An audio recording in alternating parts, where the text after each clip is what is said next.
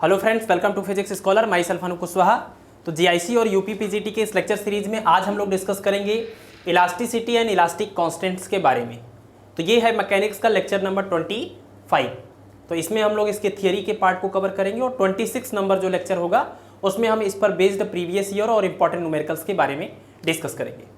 तो जो टॉपिक हम इस लेक्चर के दौरान पढ़ने वाले हैं वो हमने यहाँ लिख दिया है। सबसे पहले इलास्टिसिटी की प्रॉपर्टी को समझेंगे और उसके बाद स्ट्रेन और स्ट्रेस इनके फार्मूले हम समझेंगे और टाइप्स ऑफ स्ट्रेन और स्ट्रेन देखेंगे। हुक्स लॉ की बात करेंगे। हुक्स लॉ के बेसिस पर जो मॉडुलस ऑफ इलास्टिसिटी होते हैं, बहुत सारे मॉडुलस ऑफ इलास्टिसिटी हैं, उसका प्लूरल है मॉडुली ऑफ इलास्टिसिटी, है ना। मॉडुली जो है वो मॉडुलस का प्लूरल होता है। उसके बाद पॉइजन रेशियो देखेंगे। फिर जितने भी इलास्टिक कॉन्स्टेंट्स आपको यहाँ पर मिलेंगे इस लेक्चर के दौरान, उन सभी इलास्टिक कांस्टेंट या मॉडुली ऑफ इलास्टिसिटी के बीच में हम रिलेशन यहाँ पर डिस्कस करेंगे और यहाँ पर देखेंगे इलास्टिक पोटेंशियल एनर्जी स्प्रिंग के लिए और खींचे हुए वायर के लिए। इसके अलावा भी 3 और टॉपिक हैं जिसको हम इस स्लाइड के बाद डिस्कस करेंगे, that is cantilever, bending of beam और टॉर्सन ऑफ सिलेंडर। तो ये 3 टॉपिक हम इतना कवर करने के बाद डिस्कस करेंगे। लेक्चर अगर आपको पसंद आता है तो आप लेक्चर को लाइक कर सकते हैं और अपने फ्रेंड्स के साथ शेयर कर सकते हैं।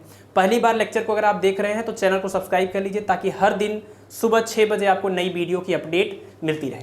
किसी भी तरह का आपको कोई भी सजेशन देना है या फीडबैक देना है तो आप ज़रूर कमेंट बॉक्स में अपना फीडबैक दीजिए ताकि हम उसके अकॉर्डिंग आगे इम्प्रूवमेंट और कर सकें।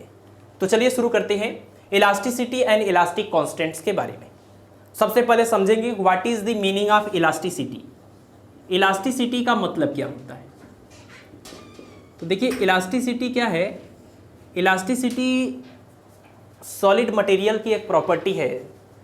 सॉलिड मटेरियल की एक ऐसी प्रॉपर्टी जिसकी वजह से वो अपने शेप और साइज में कोई चेंज नहीं होने देना चाहती है, लेकिन अगर आपने इसके ऊपर फोर्स अप्लाई करके इसके शेप और साइज को चेंज कर दिया तो इलास्टिसिटी की वजह से जैसे ही आप फोर्स को हटाएंगे, रिमूव करेंगे, ये पुनः अपने पुराने शेप और साइज को गेन कर लेती है ना। तो elasticity is the property of solid by virtue of which, solid नहीं कर सकते, मटेरियल आप कह लीजिए, ठीक है, material. Elasticity is the property of the material by virtue of which it retains its original shape or size after removing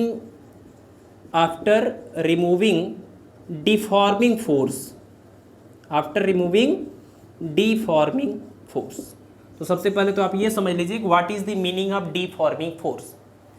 तो किसी भी बॉडी के ऊपर जो आप फोर्स लगाते हैं और फोर्स लगाने से उसका शेप और साइज चेंज हो जाता है, यानी ये बॉडी फॉर्म से डीफॉर्म हो जाए। किसी भी बॉडी को डीफॉर्म करने के लिए जो फोर्स आप अप्लाई करते हैं उसी फोर्स को हम बोलते हैं डीफॉर्मिंग फोर्स। तो मान लीजिए कि ये कोई वायर है, आपने क्या किया, इसको ऐसे खींच दिया। तो खींच के जब आप खींचेंगे तो ये पतला हो जाएगा और लंबा हो जाएगा, यानी आप ये कह सकते हैं कि आपने इस रॉड को, इस वायर को डिफॉर्म कर दिया। कैसे डिफॉर्म कर दिया? डिफॉर्मिंग फोर्स अप्लाई करके। तो जब डिफॉर्मिंग फोर्स आप अप्लाई करके इसके शेप और साइज को आपने चेंज कर दिया तो शेप और साइज तो चेंज हो गया, लेकिन जैसे ही डिफॉर्मिंग फोर्स को आप हटाते हैं इसके ऊपर से, खींचने के बाद जैसे ही आप छोड़ते हैं, वैसे ही ये अपने पुराने शेप और साइज को काफ़ी हद तक या पूरी तरह से रीगेन कर लेती है, मेंटेन कर लेती है। इसी प्रॉपर्टी को हम बोलते हैं इलास्टिसिटी, ठीक है। किसी मान लीजिए कोई ऑब्जेक्ट है, इस तरह का कोई ऑब्जेक्ट है, आपने इसको इधर से कंप्रेस किया, इधर से कंप्रेस किया, इधर से कंप्रेस किया, इधर से कंप्रेस किया। जब आपने कंप्रेस किया तो ये छोटा हो गया, आपने डिफॉर्मिंग फोर्स लगा के इसको आपने छोटा कर दिया कंप्रेस करके। लेकिन जैसे ही आपने फोर्स को, डिफॉर्मिंग फोर्स को रिमूव किया, ये फिर से अपने पुराने शेप और साइज को मेंटेन कर लेती है। That it body has the property of elasticity, ठीक है। तो आप समझ गए होंगे कि इलास्टिसिटी का मतलब क्या होता है। स्प्रिंग को जब आप खींचते हैं तो वो खिंच जाता है, लेकिन जैसे ही छोड़ते हैं फिर से पुराने शेप में आ जाता है। स्प्रिंग को आप दबाते हैं वो दब जाता है, लेकिन जैसे ही आप डिफॉर्मिंग फोर्स को हटाते हैं पुराने शेप में आ जाती है। यानी कि उसके अंदर भी क्या है, इलास्टिसिटी की प्रॉपर्टी है। ठीक है, अच्छा अब तो आप समझ गए कि जो फोर्स आप बॉडी पर अप्लाई करके उसके शेप को डीफॉर्म करते हैं, उस फोर्स को हम बोलते हैं डीफॉर्मिंग फोर्स। डीफॉर्मिंग फोर्स से उसका शेप डी शेप हो जाता है, और जैसे डीफॉर्मिंग फोर्स को हटाते हैं बॉडी अपने पुराने शेप या साइज को मेंटेन कर लेती है।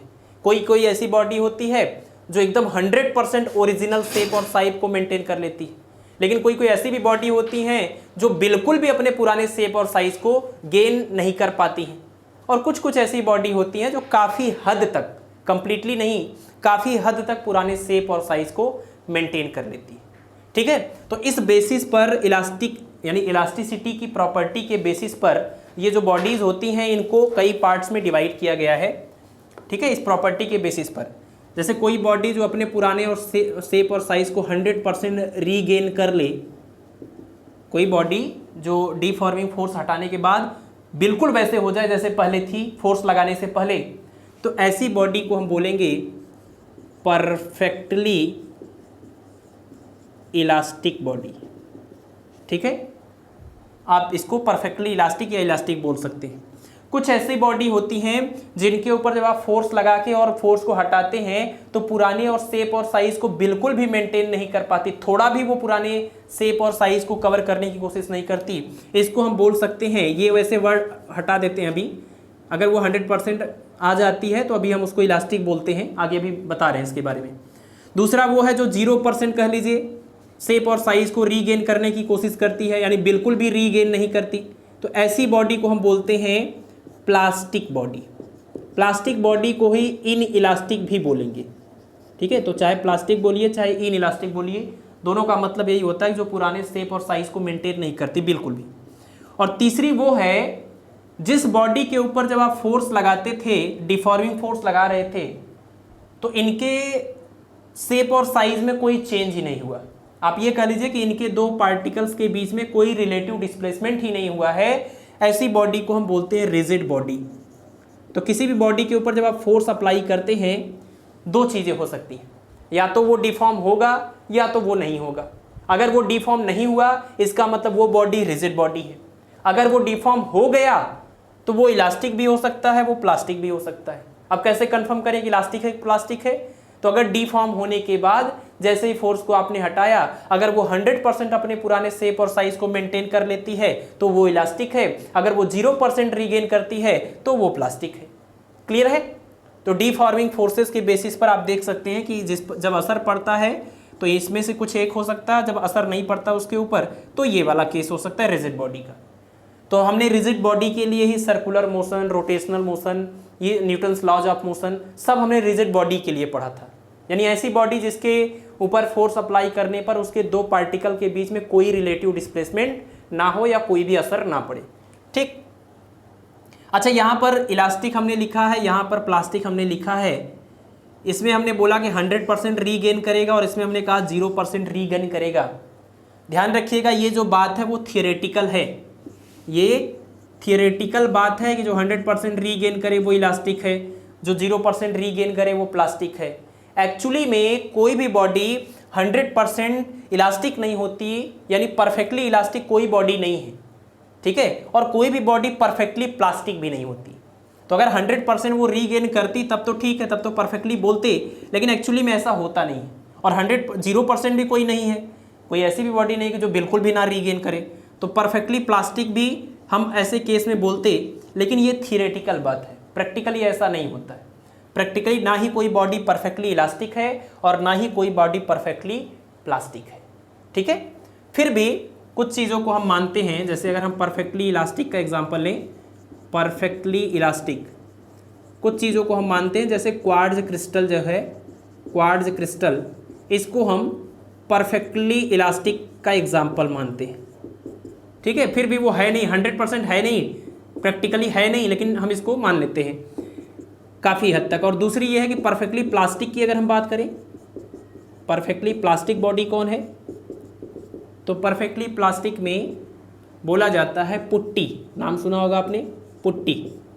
ये जो पुट्टी होता है वो भी परफेक्टली, उसको परफेक्टली प्लास्टिक मानते हैं, और क्वार्ट्ज को, हाथी के दांत को परफेक्टली इलास्टिक मानते हैं। ठीक, अच्छा, अब ये तो चीज़ें आप समझ गए कि इलास्टिसिटी क्या है और इलास्टिसिटी के बेसिस पर मटेरियल को कितने पार्ट में डिवाइड किया गया है। परफेक्टली इलास्टिक या परफेक्टली प्लास्टिक कोई नहीं होता है, फिर भी किसको किसको नाम दिया गया परफेक्टली इलास्टिक और प्लास्टिक का। इसके अलावा एक चीज़ और आप ध्यान रखिएगा, ये आपने पढ़ा भी होगा अपने इंटरमीडिएट के दौरान कि जो स्टील होता है वो रबर से ज़्यादा इलास्टिक होता है। तो थोड़ा सा हम इलास्टिसिटी का एक कॉन्सेप्ट दूसरे नज़रिए से आपको समझाते हैं। दूसरे नज़रिए से अगर हम समझें इलास्टिसिटी की प्रॉपर्टी को, steel is more elastic than rubber. Steel is more elastic than rubber.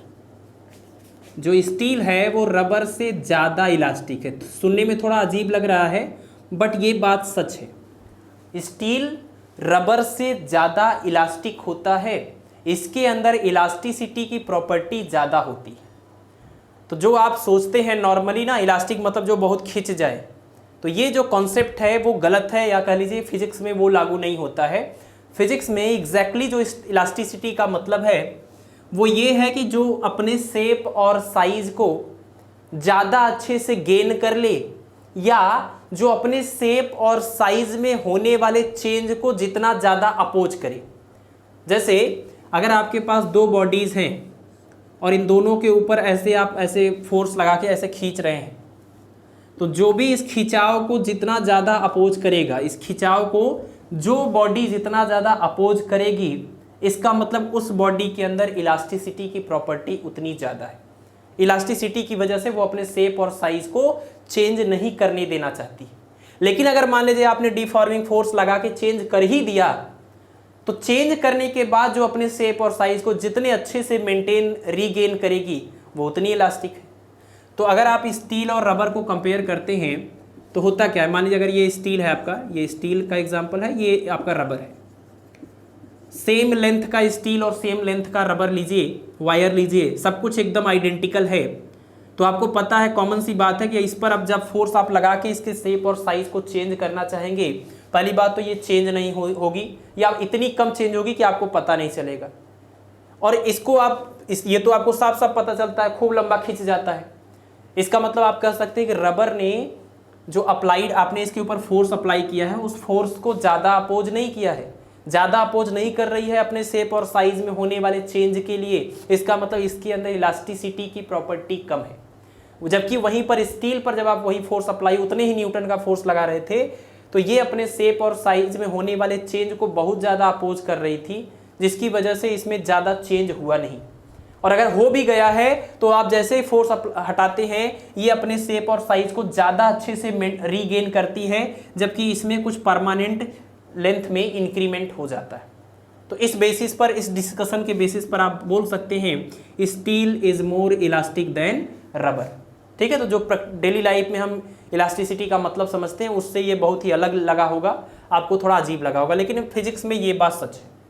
और दूसरी एक बात और, हर इस तरह के वायर की फॉर्म में जो ऑब्जेक्ट है, इसका अपना एक कांस्टेंट होता है जिसको हम यंग मॉडुलस कहते हैं। आगे अभी ये मिलेगा कि ये क्या है, इसको समझाएंगे, लेकिन आप यहाँ पर ऐसे ही जान लीजिए कि हर इस वायर के फॉर्म में जो भी मटेरियल है उसका एक यंग मॉडुलस होता है। ये स्टील है और ये रबर, जिसका यंग मॉडुलस जितना ज़्यादा होगा वो उतना ज़्यादा इलास्टिक होगा। तो जब आप इन दोनों को के लिए कैलकुलेट करेंगे यंग मॉडुलस ऑफ इलास्टिसिटी, तो आपको पता चलेगा कि स्टील का young modulus of elasticity rubber के यंग मॉडुलस ऑफ इलास्टिसिटी से ज़्यादा होता है। इसका मतलब आप कह सकते हैं steel is more elastic than rubber. एक तो जो हमने डिफिनीशन आपको बताई, जो जितना ज़्यादा अपोज करेगा वो उतना ज़्यादा इलास्टिक। दूसरा आप ये कह सकते हैं जो अपने शेप को, पुराने शेप को जितने अच्छे से रीगेन करेगा वो उतना इलास्टिक। तीसरा ये है कि जिसका यंग मॉडुलस जितना ज़्यादा वो उतना ज़्यादा इलास्टिक। ठीक है, तो ये डिस्कशन के बेसिस पर आप ध्यान रखिएगा कि steel is more elastic than rubber. अब देखिए, जो मटेरियल्स होते हैं इनके इलास्टिसिटी की एक लिमिट भी होती है। तो एक टर्म यहाँ पर आता है limit of elasticity. Limit of elasticity, तो लिमिट ऑफ इलास्टिसिटी का मतलब ये है, जैसे हमने आपसे कहा कि अगर एक ये वायर है और इसके ऊपर जब आप ऐसे फोर्स अप्लाई करते हैं, दोनों डायरेक्शन में ऐसे खींचते हैं, तो खींचने से ये थोड़ा लंबा और पतला हो जाता है, मान लीजिए ऐसा हो जाता है। और फिर जब आप ऐसे खींच के ऐसे करते हैं और उसके बाद फोर्स को हटा लेते हैं तो ये फिर से अपने पुराने शेप और साइज को मेंटेन कर लेती है, क्योंकि इसके अंदर इलास्टिसिटी है। आपने फिर क्या किया उसके बाद कि इतना खींच के जब इतना किया तो आपने फिर इसके बाद और खींचा और खींच के इसको और पतला कर दिया और लंबा हो गया। आपको लगा कि इसके अंदर इलास्टिसिटी है, तो जैसे ही हम इतना और खींच के छोड़ेंगे फिर से ये पुराने शेप और साइज को मेंटेन कर लेगी, और छोड़ेंगे और पुराने शेप और साइज को मेंटेन कर लेगी, क्योंकि इसके अंदर इलास्टिसिटी है। लेकिन ध्यान रहे कि हर एक मटेरियल के अंदर इलास्टिसिटी की भी एक लिमिट होती है। ऐसा नहीं कि आप उसको छोटे से वायर को आप कितना भी बड़ा खींच दीजिए और वो खिंचता चला जाएगा और फोर्स आप हटा लेंगे तो पुराने शेप और साइज को मेंटेन कर लेगा। नहीं, हर एक इलास्टिक बॉडी की जो इलास्टिसिटी है उसकी भी एक लिमिट होती है। जैसे आपको पता है ना, हर एक आदमी के, जैसे एक एग्जाम्पल से आपको समझाते हैं, देखिए इस एग्जाम्पल से आपको समझाते हैं लिमिट ऑफ इलास्टिसिटी। ये एक लड़का है जो इस डेली स्कूल जाता है, एकदम टाइम पर स्कूल जाता था, एकदम टाइम पर। सुबह उठना है, स्कूल जाना है, स्कूल से टाइम पे घर पे वापस आना है। एक दिन क्या हुआ कि ये लड़का गया और स्कूल में, सपोज कि ये स्कूल का है ना, ये छोटा सा स्कूल है प्राइमरी, और ये स्कूल के गेट पर जैसे ये पहुंचा तो कुछ लड़कों ने प्लानिंग के साथ क्या किया, इसकी पिटाई कर दी यहाँ पे। और जब पिटाई कर दी, चूँकि ये बड़ा सीधा साधा लड़का है, तो इसने कहा कि लड़ाई झगड़े के चक्कर में नहीं पड़ना है, चलो यहाँ से चलते हैं, जो हुआ सो हुआ, इतना बर्दाश्त कर लेंगे। और ये चला गया, बिना गलती के मार खाया और वापस भी चला गया। अगले दिन फिर आया, फिर सेम घटना इसके साथ घटी। इस बार दो लड़कों ने इसको जो है तेज से जो है जड़ दिया इसके गाल पर। तो इसको लगा कि लड़ाई झगड़ा तो करना चाहिए, मारपीट तो करना ही चाहिए, क्योंकि बिना गलती के कैसे कोई मार सकता है। अपमान सहना भी अपने आप में एक पाप होता है, तो हम अपमान नहीं सहेंगे, हम बदला लेंगे। लेकिन फिर उस तुरंत ही इसके दिमाग में एक काउंटर रिप्लाई आया कि लड़ाई झगड़े से किसका भला हुआ, अगर लड़ाई झगड़े के चक्कर में पड़ेंगे तो वो हमको मार रहा है, हम उसको मारेंगे, फिर शाम को ये लोग हमको फिर से मारेंगे, यही चलता रहेगा। तो फिर से वो चला गया। लेकिन तीसरे दिन जब इसके साथ ये घटना हुई तो इसने कहा कि पढ़ाई लिखाई और नैतिकता संस्कार सब भाड़ में जाए, पहले हम इसको पीटते नहीं तो ये रोज हमको पीटता रहेगा। तो ऐसे में इसके जो बर्दाश्त करने की क्षमता थी, लिमिट ऑफ टॉलरेंस जो था वो खत्म हो गया और इसलिए लड़ाई करने लगा। ऐसे ही आपको पता है कि अंग्रेज जब भारत आए और लगातार शासन करने लगे और तरह तरह से लोगों को परेशान कर रहे थे, तो लोग काफ़ी सालों तक बर्दाश्त करते रहे। आपको पता है सन 1600 ईस्वी में ईस्ट इंडिया कंपनी आई, उसके बाद 1947 में आज़ादी मिली, है ना। 200-250 सालों का ये पूरा जो दौर था, मतलब लोग बर्दाश्त करते रहे। लेकिन एक टाइम के बाद उनकी बर्दाश्त करने की क्षमता जो है ख़त्म हो गई, सीमा जो है वो पार हो गई। तो वो बर्दाश्त करने की बजाय अब विद्रोह करने लगे कि अब हम भगा के मारेंगे, भले वो हमको गोली से मार दें या हमारी जान ले लें। ठीक है, तो ये आप समझ सकते हैं कि बात को, कि जैसे डेली प्रैक्टिकली हम लोग अपने ऊपर अप्लाई करके देखें कि हमारे भी किसी भी चीज़ के लिए लिमिट ऑफ टॉलरेंस है, लिमिट ऑफ किसी भी चीज़ की एक लिमिट होती है। तो ऐसा नहीं कि कोई बॉडी जिसके अंदर इलास्टिसिटी की प्रॉपर्टी है उसको आप चाहे जितना खींच देंगे और वो वापस अपने शेप को रिगेन और मेंटेन कर लेगी, ऐसा नहीं।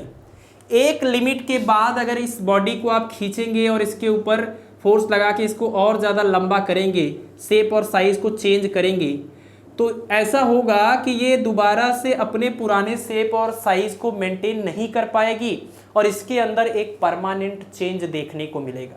तो ये परमानेंट चेंज जब देखने को मिलता है उसको कहते हैं कि यानी कि अब ये लिमिट ऑफ इलास्टिसिटी के बाहर बात होने लगी। अब इसके अंदर इलास्टिसिटी की प्रॉपर्टी नहीं दिख रही, पुराने शेप और साइज को मेंटेन नहीं कर पा रही। ठीक है, तो हर एक इलास्टिक बॉडी के इलास्टिसिटी की भी एक लिमिट होती है, उस लिमिट के बाहर वो इलास्टिक नहीं रह जाएगी, उसके अंदर इलास्टिसिटी की प्रॉपर्टी आपको नहीं दिखेगी। और प्रॉपर्टी नहीं दिखेगी तो फिर उसके हिसाब से वो कोई रूल को भी फॉलो नहीं करेगा। आगे अभी देखेंगे। तो ये था आपका लिमिट ऑफ इलास्टिसिटी। इसके बाद एक टॉपिक आता है स्ट्रेस और स्ट्रेन। तो यहाँ पर ये फार्मूले हैं, इसको ध्यान रखिएगा। स्ट्रेस का फार्मूला क्या होता है? स्ट्रेस इज इक्वल टू होता है stress is equal to normal reaction upon area of cross section. Normal reaction upon area of cross section, इसी को स्ट्रेस बोला जाता है। यानी नॉर्मल रिएक्शन का मतलब कि ये नॉर्मल फोर्स है और एरिया ऑफ क्रॉस सेक्शन यानी क्रॉस सेक्शनल एरिया ए लेंगे। कई सारे लोगों को ये कन्फ्यूजन हो जाता है कि अगर ये भी फोर्स अपॉन एरिया है, थ्रस्ट अपॉन एरिया टाइप का है, तो कहीं ऐसा तो नहीं कि stress is equal to pressure, क्योंकि प्रेशर का भी तो फार्मूला ये होता है फोर्स अपॉन एरिया।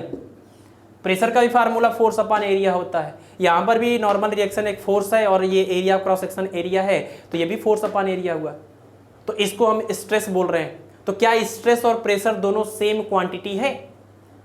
तो ध्यान रखिए, अगर ये कोई बॉडी है जिसके ऊपर आप ऐसे फोर्स अप्लाई कर रहे हैं F और इसका ये एरिया क्रॉस सेक्शन जो है वो है A, तो जब आप इसके ऊपर फोर्स अप्लाई करते हैं तो यहाँ से अंदर से एक रिएक्शन फोर्स भी लगता है जो अप्लाइड फोर्स को अपोज करती है because of the property of elasticity.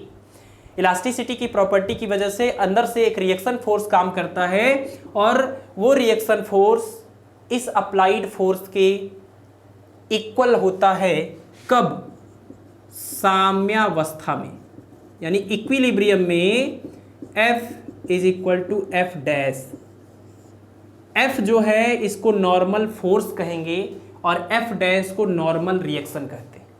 तो स्ट्रेस के फार्मूले में जो ऊपर F लिखा है वो ये वाला है जो रिएक्शन फोर्स है F डैश, और प्रेशर के केस में जो F है वो ये अप्लाइड फोर्स F है जिसको थ्रस्ट भी कहा जाता है ना, इसको नॉर्मल थ्रस्ट कहते हैं और ये नॉर्मल रिएक्शन है।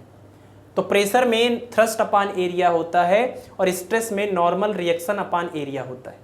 तो ये बात आपको ध्यान रखनी चाहिए।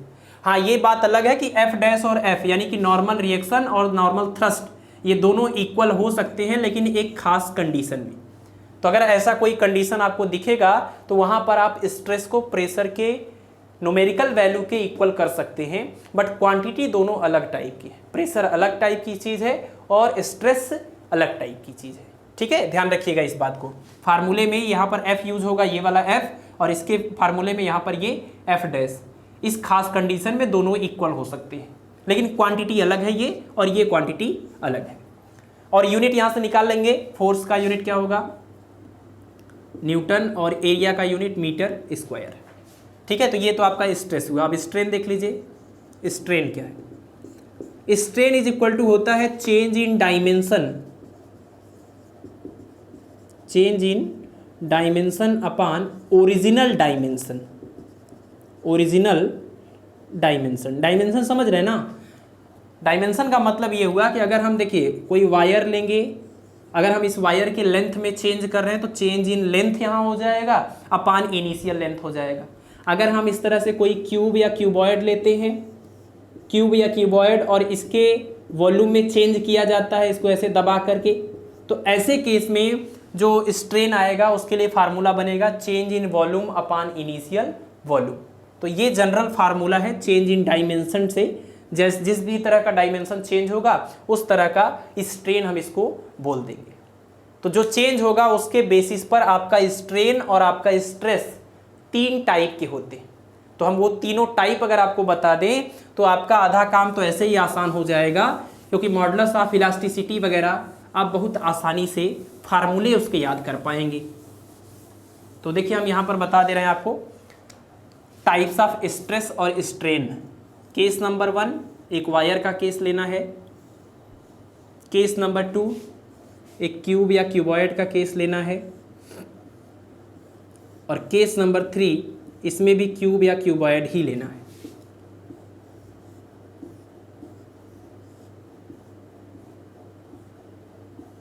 ठीक, तो केस नंबर 1 में जब आप इस वायर पे इस तरीके से और इस तरीके से फोर्स अप्लाई करते हैं, या ये कर लीजिए यहाँ पर ऐसे वेट लटका देते हैं, तो वेट लटकाने से इसकी लेंथ बढ़ जाती है। जब लेंथ बढ़ जाती है तो जो स्ट्रेस आप निकालते हैं, यहाँ पर जिस स्ट्रेस की हम बात करते हैं इसको हम बोलेंगे क्या? Longitudinal stress. Longitudinal stress. ठीक है, यहाँ पर जब आप वायर के केस में बात करेंगे और इसकी लेंथ को चेंज करेंगे या कंप्रेस करेंगे तो बोलेंगे longitudinal stress. Longitudinal stress is equal to क्या है? वेट यानी कि ये कह सकते हैं आप F, F equal to m g, जो वेट आपने लटकाया था उतना फोर्स है, फोर्स की जगह पर एम जी लिख सकते हैं। और अपान एरिया ऑफ क्रॉस सेक्शन, और ये सर्कुलर वायर का ये पार्ट सर्कुलर है तो इसका एरिया ऑफ क्रॉस सेक्शन आप लिख सकते हैं पाई आर स्क्वायर। तो ये क्या है, ये है लॉन्गिट्यूडनल स्ट्रेस वायर के केस में।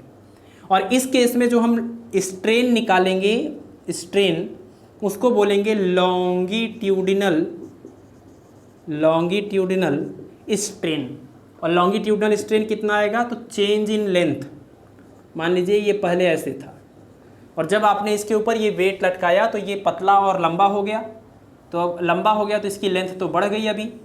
तो मान लेते हैं इनिशियल लेंथ कैपिटल एल और जो फाइनल लेंथ है वो capital L plus small L, यानी इतना हो गया, ये इतना बढ़ गया स्मॉल एल। तो change in length upon initial length, ये आपने लॉन्गिट्यूडनल स्ट्रेस और लॉन्गिट्यूडनल स्ट्रेन निकाल लिया।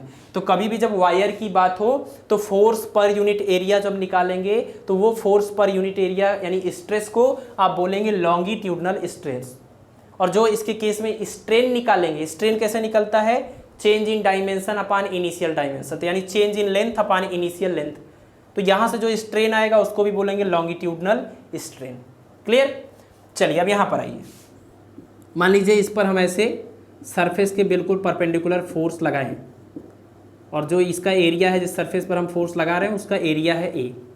तो perpendicular force per unit area, perpendicular force per unit area को ही स्ट्रेस बोलेंगे, लेकिन इसी को हम प्रेशर भी बोलते हैं, है ना। परपेंडिकुलर सरफेस पर जब कोई फोर्स लगता है तो पर यूनिट एरिया पर जो निकालते हैं दैट इज प्रेशर। और इन इक्विलिब्रियम जितना फोर्स अप्लाई कर रहे हैं उतना ही रिएक्शन फोर्स भी लग रहा होगा अंदर से। तो आप ये कह सकते हैं कि इन इक्विलिब्रियम ऐसे केस में जो स्ट्रेस आएगा, और इस स्ट्रेस को बोलते क्या है, इसको हम बोलते हैं नॉर्मल स्ट्रेस। तो normal stress is equal to किसके, प्रेशर के। Normal stress is equal to pressure, यानी कि P के इक्वल लिख सकते हैं, P is equal to F upon A हो जाएगा। और अगर स्ट्रेन की बात करें तो जो स्ट्रेन यहां पर आएगा उसको क्या बोलेंगे, स्ट्रेन इज इक्वल टू क्या होगा। अब बताइए, अगर इस पर आप बिल्कुल परपेंडिकुलर फोर्स अप्लाई करेंगे तो इसका लेंथ नहीं, इसका पूरा वॉल्यूम ही चेंज हो जाएगा, वॉल्यूम ही चेंज हो जाएगा, घट जाएगा वॉल्यूम।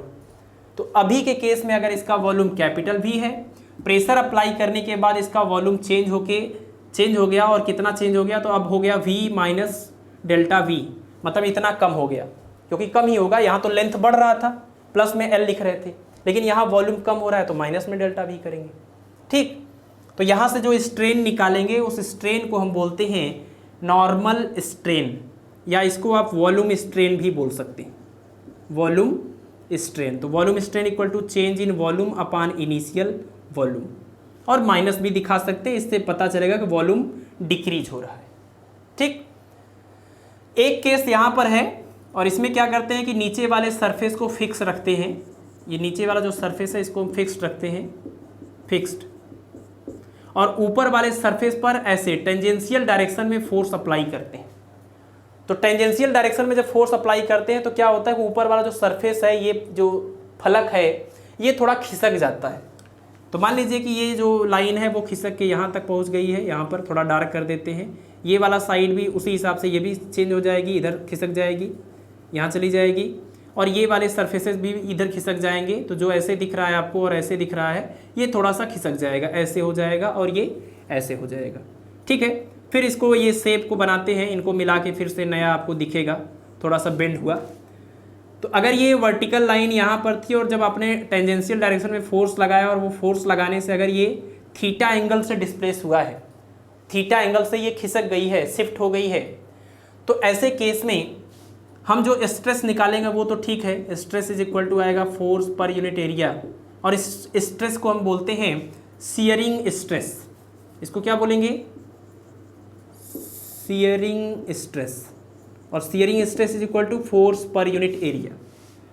और जो यहाँ पर स्ट्रेन निकालते हैं वो स्ट्रेन आता है टेन थीटा के इक्वल, और ये थीटा बहुत स्मॉल होने पर tan theta is equal to theta हो जाता है। ठीक है, तो ये तीन डायग्राम आप याद रखिए, और इन तीनों डायग्राम के केस में क्या क्या नॉमेनक्लेचर है ये नॉमेनक्लेचर भी याद रखिए। लेंथ की बात होगी तो स्ट्रेस को लॉन्गिट्यूडनल स्ट्रेस, स्ट्रेन को लॉन्गिट्यूडनल, और ये दूसरे वाले केस में जब आप बिल्कुल परपेंडिकुलर फोर्स अप्लाई करेंगे तो नॉर्मल स्ट्रेस बोला जाएगा इसको, और नॉर्मल स्ट्रेस प्रेशर के इक्वल होता है। और इसमें जो स्ट्रेन आएगा, चूंकि वॉल्यूम चेंज हो रहा है तो इसको वॉल्यूम स्ट्रेन बोलेंगे, change in volume upon initial volume. और तीसरा वाला केस जब नीचे वाले सरफेस को फिक्स रखते हैं और ऊपर वाले सरफेस को ऐसे इसके ऊपर फोर्स अप्लाई करते हैं तो ये थोड़ा सा शिफ्ट हो जाता है, सीयर हो जाता है। तो ऐसे में जो स्ट्रेस आएगा उसको सीयरिंग स्ट्रेस बोलेंगे, फोर्स अपॉन एरिया से निकलेगा। और जो स्ट्रेन आता है उसको सीयरिंग स्ट्रेन बोलेंगे, और ये tan थीटा के इक्वल होता है, बट एंगल बहुत कम होने की वजह से हम इसको थीटा भी बोल सकते हैं। ठीक है, तो ये तो चीज़ आप याद रखिए हमेशा के लिए, क्योंकि इसी के बेसिस पर आप आगे मॉडुली ऑफ इलास्टिसिटी समझेंगे। तो उससे पहले हम आपको ये बता दें व्हाट इज हुक्स लॉ, है ना। इसको हम हटाते हैं, हुक्स लॉ आपको समझाते हैं। और हुक्स लॉ अगर आपको समझ में आ गया, अगर हुक्स लॉ समझ में आ गया तो मॉडुलस ऑफ इलास्टिसिटी के फार्मूले आप याद रख सकते हैं। तो देखिए हुक ने एक रूल बताया है इलास्टिक बॉडीज के लिए। हुक्स लॉ देख लीजिए क्या है। पहली बात तो ये ध्यान रखिए कि ये कब यूज होगा, ये फार्मूला हम कब तक लागू करेंगे। With in the limit of elasticity. With in the limit of elasticity का मतलब फॉर स्मॉल स्ट्रेन, मतलब किसी भी ऑब्जेक्ट के लेंथ में, वॉल्यूम में, या जो भी एंगल आपने शिफ्ट किया है वो सारी वैल्यूज बहुत कम रहे। ऐसा नहीं कि with in the limit of मतलब जो लिमिट ऑफ इलास्टिसिटी है उसके बाहर अगर आप उसके ऊपर कुछ भी करेंगे तो वो किसी रूल को फॉलो नहीं करती है बॉडी। तो जितने भी इलास्टिक बॉडीज हैं अगर with in the limit of elasticity रहकर आप बात कर रहे हैं, उसको शेप को डी शेप कर रहे हैं, तो वो एक खास रूल को फॉलो करती है। उस रूल को हम बोलते हैं हुक्स लॉ। और ये रूल यही कहती है कि स्ट्रेस प्रोपोर्शनल टू स्ट्रेन। किसी भी बॉडी पर जितना आप स्ट्रेस प्रोड्यूस करेंगे उतना ज़्यादा उसके अंदर चेंज आएगा, उतना ज़्यादा उसमें स्ट्रेन दिखेगा। लेकिन ये कब, ये with in the limit of elasticity. अगर आप within the limit of elasticity बात नहीं कर रहे हैं, without the limit of elasticity बात कर रहे हैं, या beyond the limit of elasticity बात कर रहे हैं, तो वो किसी रूल को फॉलो नहीं करती। जैसे वो लड़का रूल को फॉलो नहीं कर रहा था, पहले बड़े संस्कार थे, बड़ी बड़ी बातें थी, लेकिन जब लिमिट पार हो गया तो लड़ाई झगड़े में एकदम कूद गए, तो वो किसी रूल को फॉलो नहीं करता है। तो वैसे ही अगर आप within the limit of elasticity बात करेंगे तो हर एक इलास्टिक बॉडी एक रूल को फॉलो करेगी, that is Hooke's law, stress proportional to strain. यहाँ से अगर आप प्रोपोर्शनलिटी हटाते हैं तो एक कांस्टेंट आएगा, तो stress is equal to, constant को कैपिटल ई से एक्सप्रेस कर रहे हैं और यहाँ पर स्ट्रेन आ गया। अब इसको इधर ले जाइए तो आपको मिलेगा E is equal to stress upon strain. तो ये फार्मूला आप याद रखिए, हुक्स लॉ का ये फार्मूला निकल के आ गया। और यहाँ जो ई आया that is called modulus of elasticity. क्या बोलते हैं इसको? Modulus of elasticity. तो मॉडुलस ऑफ इलास्टिसिटी जो है वो स्ट्रेस और स्ट्रेन का रेशियो होता है। और ये कैसे पता चला? According to Hooke's law. कब लागू होगा? Within the limit of elasticity. Clear है? अच्छा, अब आपके दिमाग में एक सवाल आना चाहिए, अगर नहीं आया है तो आना चाहिए, कि स्ट्रेस कौन सा लिखा जाए और स्ट्रेन कौन सा लिखा जाए। क्योंकि आपने तो पढ़ लिया 3 टाइप का स्ट्रेस होता है, उसके करस्पॉन्डिंग 3 टाइप के स्ट्रेन होते हैं। तो अगर आप पहले टाइप का स्ट्रेस और पहले टाइप का स्ट्रेन यूज करेंगे तो अलग मॉडुलस ऑफ इलास्टिसिटी आएगा। दूसरे वाले टाइप का स्ट्रेस और स्ट्रेन यूज करेंगे तो अलग टाइप का मॉडुलस ऑफ इलास्टिसिटी आएगा। तीसरे टाइप का स्ट्रेस और स्ट्रेन यूज करेंगे तो अलग टाइप का मॉडुलस ऑफ इलास्टिसिटी आएगा। यानी ये जो मॉडुलस ऑफ इलास्टिसिटी है वो कोई एक नहीं, वो 3 वैरायटी की हो सकती हैं, depending upon the varieties of stress and strain. Stress के 3 वैरायटी कौन कौन से, थोड़ा सा हम याद दिला दें आपको। 3 कौन कौन से? पहला, वायर के केस में जो स्ट्रेस आता है उसको बोलते हैं लॉन्गिट्यूडिनल स्ट्रेस। दूसरा, क्यूब पर जब नॉर्मल फोर्स अप्लाई करते हैं तो जो स्ट्रेस निकालते हैं उसको क्या बोलते हैं? उसको बोलते हैं नॉर्मल स्ट्रेस। और तीसरा, जब एक सरफेस को फिक्स करके ऊपर वाले सरफेस पर टेंजेंशियल फोर्स लगाते हैं तो उसको बोलते हैं टेंजेंशियल या फिर शियरिंग स्ट्रेस। तो ये 3 टाइप के स्ट्रेस हैं आपके पास, और इसी के करस्पॉन्डिंग 3 टाइप के स्ट्रेन भी हैं। कौन कौन से स्ट्रेन हैं ज़रा देखिए। जब वायर की बात चल रही थी, ये वायर की बात, तो उस वायर के केस में जो स्ट्रेस था उसको लॉन्गिट्यूडनल स्ट्रेस कहते थे, और जो स्ट्रेन आता था उसको भी कहते थे लॉन्गिट्यूडिनल स्ट्रेन। तो पहले टाइप का ये स्ट्रेन हो गया। दूसरे टाइप का जो स्ट्रेन था, जब नॉर्मली आप फोर्स लगाते थे किसी क्यूब या क्यूबॉइड के ऊपर, अगर कोई क्यूब या क्यूबॉइड हो और उसके सरफेस पर बिल्कुल परपेंडिकुलर डायरेक्शन में फोर्स लगाएं, ऐसे केस में जो स्ट्रेन निकालते थे उसको क्या बोलते हैं, चूंकि वॉल्यूम में चेंज हो रहा था तो इसलिए इसका नाम पड़ गया वॉल्यूम स्ट्रेन। और केस नंबर 3, जब किसी क्यूब या क्यूबॉइड के ऊपर आप टेंजेंशियल डायरेक्शन में फोर्स लगा रहे थे एक सरफेस को, इसको फिक्स करके जब आपने यहाँ पर ऐसे टेंजेंशियली फोर्स लगाया और ये थीटा एंगल से शिफ्ट हो गया, ये सरफेस इसका थीटा एंगल से, तो ऐसे में जो स्ट्रेस आया उसको टेंजेंशियल या शियरिंग स्ट्रेस बोलते हैं, और जो स्ट्रेन आता है उसको भी शियरिंग स्ट्रेन बोला जाता है।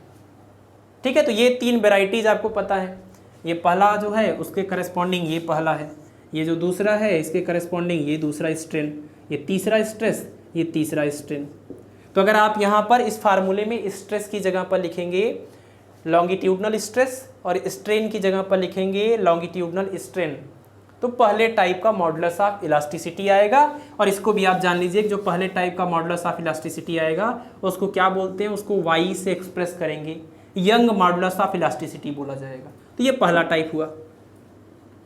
जब दूसरे टाइप का स्ट्रेस यूज करेंगे यानी normal stress that is pressure, और स्ट्रेन में वॉल्यूम स्ट्रेन यूज करेंगे, तो दूसरे टाइप का आपका यंग मॉडुलस ऑफ इलास्टिसिटी आएगी, जिसको हम क्या बोलेंगे, जिसको हम बोलते हैं बल्क मॉडुलस ऑफ इलास्टिसिटी के से एक्सप्रेस करेंगे।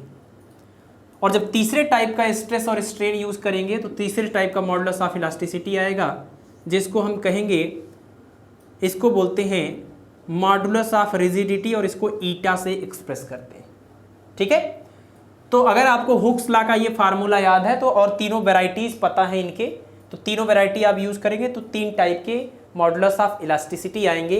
इसी वजह से नेक्स्ट हमारा टॉपिक था मॉडुली ऑफ इलास्टिसिटी। ठीक है, तो मॉडुली ऑफ इलास्टिसिटी तो हमने यहीं पर एक्सप्लेन कर दिया है, बट नेक्स्ट टॉपिक डाल के, हेडिंग डाल के हम इन फार्मूलों को आपको सेपरेट करके थोड़ा दिखा देते हैं कि किस तरीके से लिखेंगे। बाकी ये आप स्क्रीनशॉट ले लीजिए, काफ़ी हेल्पफुल होगा आपके लिए। ये हम लिख देते हैं सबको अलग अलग करके। तो हुक्स लॉ याद रखिएगा, हुक्स लॉ से ही आपको ये पता चला कि modulus of elasticity is equal to stress upon strain, यानी स्ट्रेस और स्ट्रेन दोनों डायरेक्टली प्रोपोर्शनल होते हैं, यानी उनका रेशियो कांस्टेंट है। उसी कांस्टेंट रेशियो को ही मॉडुलस ऑफ इलास्टिसिटी कह रहे हैं। तो moduli of elasticity, next heading moduli of elasticity. देखिए मॉडुली ऑफ इलास्टिसिटी में सबसे पहला है Young modulus of elasticity. Young modulus of elasticity Y से एक्सप्रेस करते हैं इसको। फार्मूला क्या है यंग मॉडुलस ऑफ इलास्टिसिटी का, that is longitudinal stress upon longitudinal strain. यही फार्मूला है, पहले टाइप का स्ट्रेस और स्ट्रेन, तो ये पहले टाइप का मॉडुलस ऑफ इलास्टिसिटी।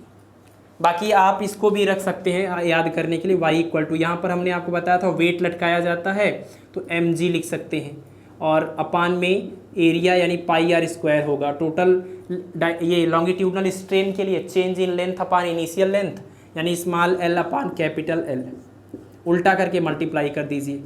तो mg upon pi r square into capital L upon small l, then you will get y is equal to mgl upon pi r square small l. तो इस तरीके से भी आप फार्मूला याद कर सकते हैं, इसके ऊपर बेस्ड न्यूमेरिकल भी करने को मिलेगा आपको।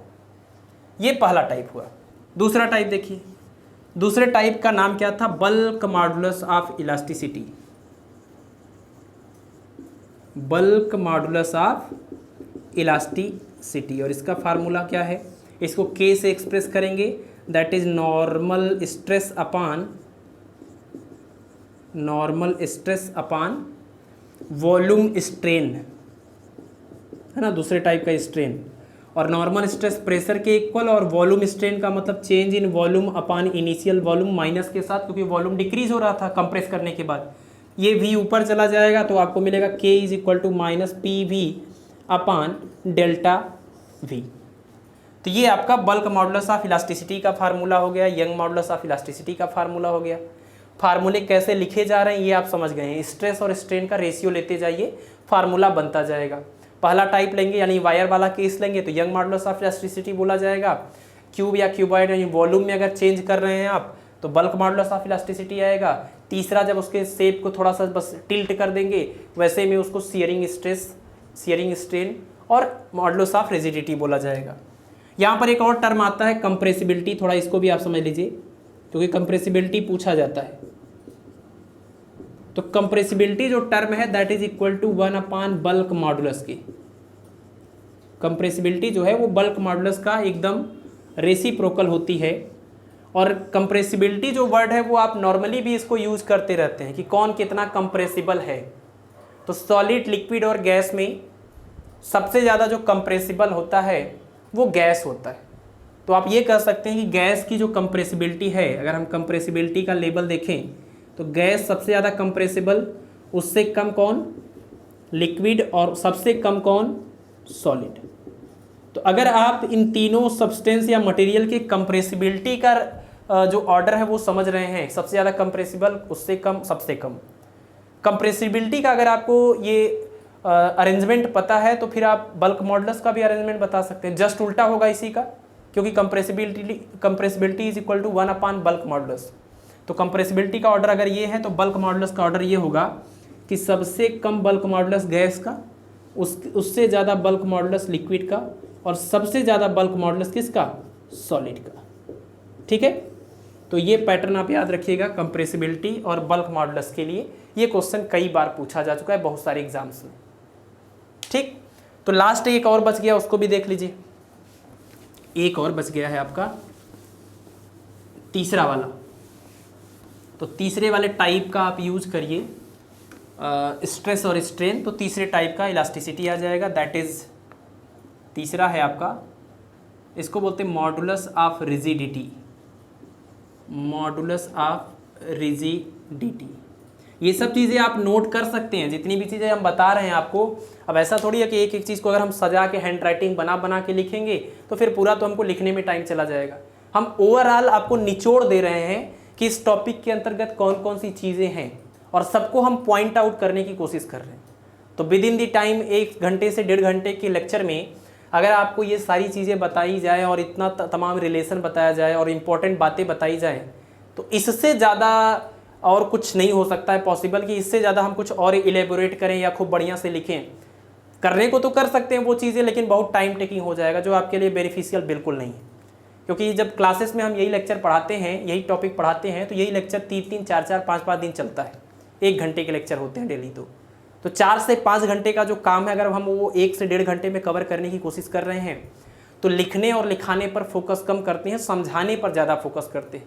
और यूट्यूब पर आप लोग ऑनलाइन पढ़ रहे हैं तो सुविधा है आपके पास, पॉज कर लीजिए, स्पीड को स्लो कर लीजिए, स्क्रीनशॉट ले लीजिए, तो आप एक अपना सेल्फ नोट्स बनाइए, ठीक है, जिसमें एक कंक्लूजन रहे, तो आपको रिवीजन में बड़ा हेल्प करेगा वो।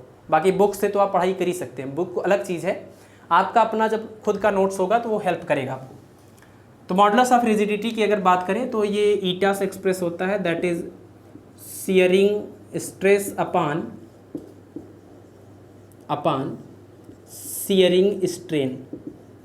और शियरिंग स्ट्रेस अभी अभी आपने देखा डायग्राम ने हमें आपको बताया कि ये फोर्स अपान एरिया से ही निकलता है, बट जो शियरिंग स्ट्रेन है वो tan theta equal to theta बन जाता है। तो आप लिख सकते हैं eta is equal to F upon A theta, ये शियरिंग स्ट्रेन का फार्मूला बन जाएगा।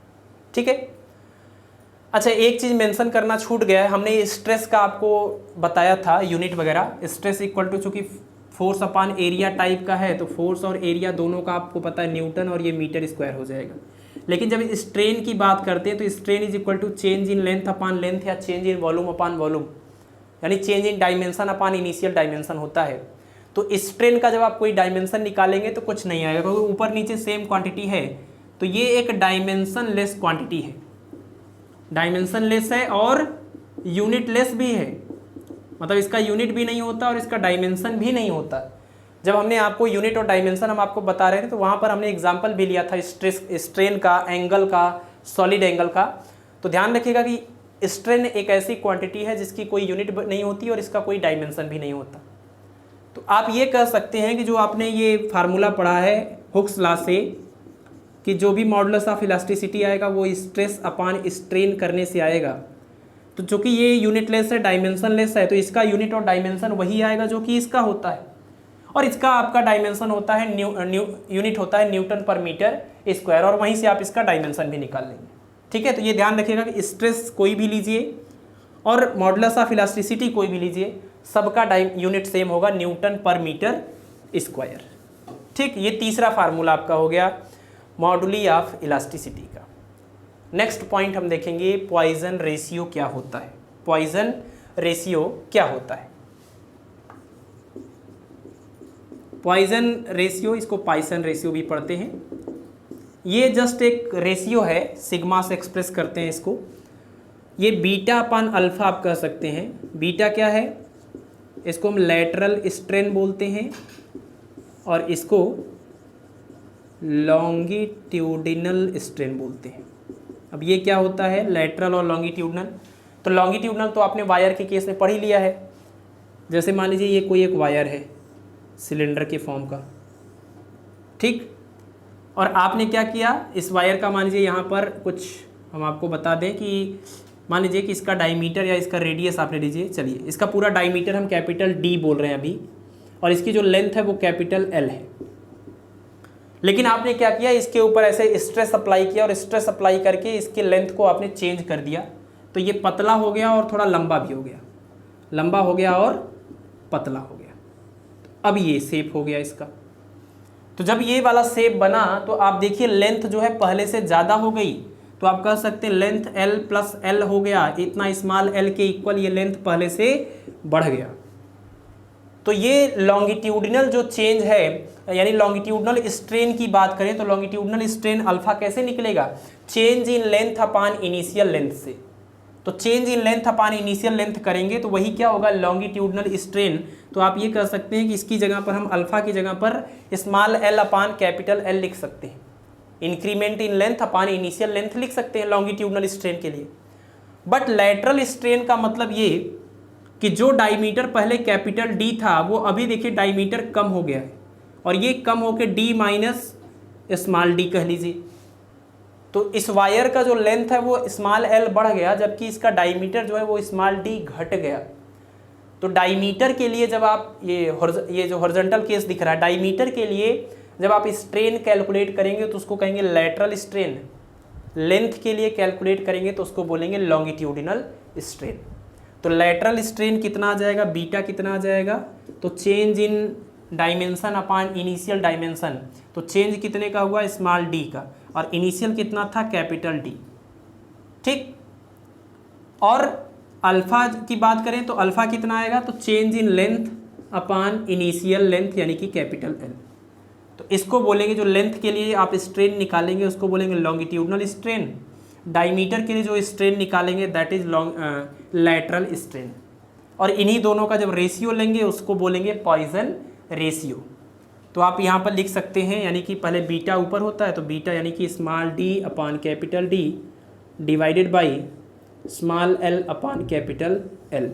तो ये आपका एक रेशियो आ गया, इसी रेशियो को बोलेंगे पॉइजन रेशियो या पॉइसन रेशियो। और इसकी वैल्यू आप याद रखिए, इसकी जो थियोरेटिकल वैल्यू होती है वो -1 से लेकर 0.5 के बीच में होती है, और इसको सिग्मा से एक्सप्रेस करते हैं इस तरीके से।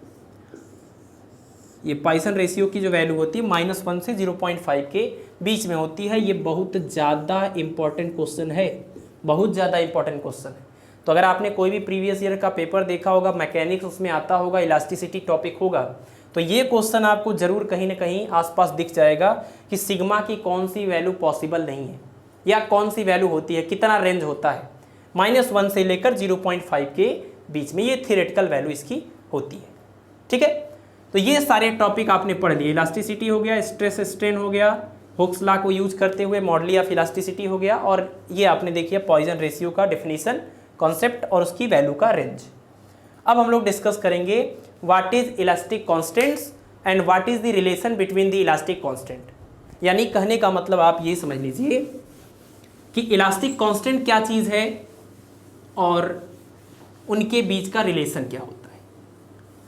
तो अभी तक आपने 4 तरह के कांस्टेंट की बात करी है, यानी कोई भी बॉडी जिसके अंदर इलास्टिसिटी की प्रॉपर्टी है, उस बॉडी के इलास्टिसिटी को डिफाइन करने के लिए जो कांस्टेंट आप यूज़ करते हैं that is called elastic constant. तो 3 तो आपने इलास्टिसिटी की मॉडुलस ऑफ इलास्टिसिटी पढ़ लिए, यानी आपने पढ़ा है यंग मॉडुलस ऑफ इलास्टिसिटी किसी बॉडी के लिए, बल्क मॉडुलस ऑफ इलास्टिसिटी और मॉडुलस ऑफ रिजिडिटी, और एक चीज़ पॉइजन रेशियो। ये सब क्या हैं? ये सब के सब हैं आपके इलास्टिक कांस्टेंट्स। यही है इलास्टिक कांस्टेंट। इलास्टिक बॉडी को समझाने के लिए, एक्सप्लेन करने के लिए कि कितनी इलास्टिसिटी की प्रॉपर्टी है, ये 4 तरह के रेशियोज आपके पास अवेलेबल हैं टोटल। इन्हीं चारों को बोलते हैं इलास्टिक कांस्टेंट्स। इन्हीं कांस्टेंट के बीच का आपको रिलेशन पढ़ना है, काफ़ी इंपॉर्टेंट रिलेशन है इनके, और 4 रिलेशन हम डिस्कस करेंगे यहाँ पर। 4 रिलेशन आप एकदम याद कर लीजिए, गांठ बांध के इसको रख लीजिए। y is equal to 2 eta, या इस तरह से देख लीजिए y is equal to 3k 1 - 2 sigma, ये पहला रिलेशन है।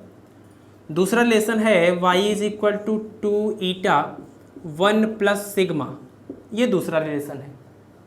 और जो तीसरा रिलेशन है that is 9/y is equal to 3/ईटा + 1/k, ये आपका तीसरा रिलेशन हो गया। और चौथा जो रिलेशन है that is sigma is equal to 3k - 2 eta upon 3k minus को करिए प्लस ईटा, और जो 2 यहाँ था उसको अब यहाँ लिखिए। ठीक है, यहाँ माइनस को प्लस किया, ये 2 यहाँ की बजाय सिर्फ बाहर लिख दिया, बाकी चीज़ें सेम दिख रही हैं आपको। ये जो चारों रिलेशन है ये आपको याद रखना है। यही चारों जो रिलेशन है वो इलास्टिक कांस्टेंट y के ईटा और सिग्मा के बीच के रिलेशन है। तो y is equal to 3k 1 - 2 eta, इसमें जो y है वो यंग मॉडुलस है, k जो है बल्क मॉडुलस है, और सिग्मा जो है वो पॉइसन रेशियो है। ये पहला रिलेशन। दूसरा relation y is equal to 2 eta, और ध्यान रखिए ये रिलेशन जब आपसे एग्जाम में पूछे जाएंगे तो ऐसा हो सकता है कि इसको ट्रांसपोज करके इधर कर दें, इसमें से फिर ट्रांसपोज करके माइनस वगैरह कर दें, कुछ कर सकते हैं। डायरेक्टली आपको ऐसे नहीं पूछेंगे, तो आप याद बस इस तरीके से करिए, क्योंकि बुक्स में भी ये अलग अलग पैटर्न में दिया होता है, लेकिन मुझे लगता है कि इस तरीके से याद करना थोड़ा आसान होगा, तो हम आपको इस तरीके से बता रहे हैं। बाकी ये बुक्स में आप देखेंगे तो कोई इसके अपान में है, कोई इधर माइनस हुआ है, कोई मल्टीप्लाई हुआ है, तो वो सब हम चेंज करने के बाद आपको बता रहे हैं ताकि याद करने में आसानी हो। फिर जो आपका क्वेश्चन आया है वो आप इन चारों में से चेक करिएगा कि क्या किसी एक इक्वेशन को मॉडिफाई करने पर गिवन जो ऑप्शन है वो मैच कर सकता है।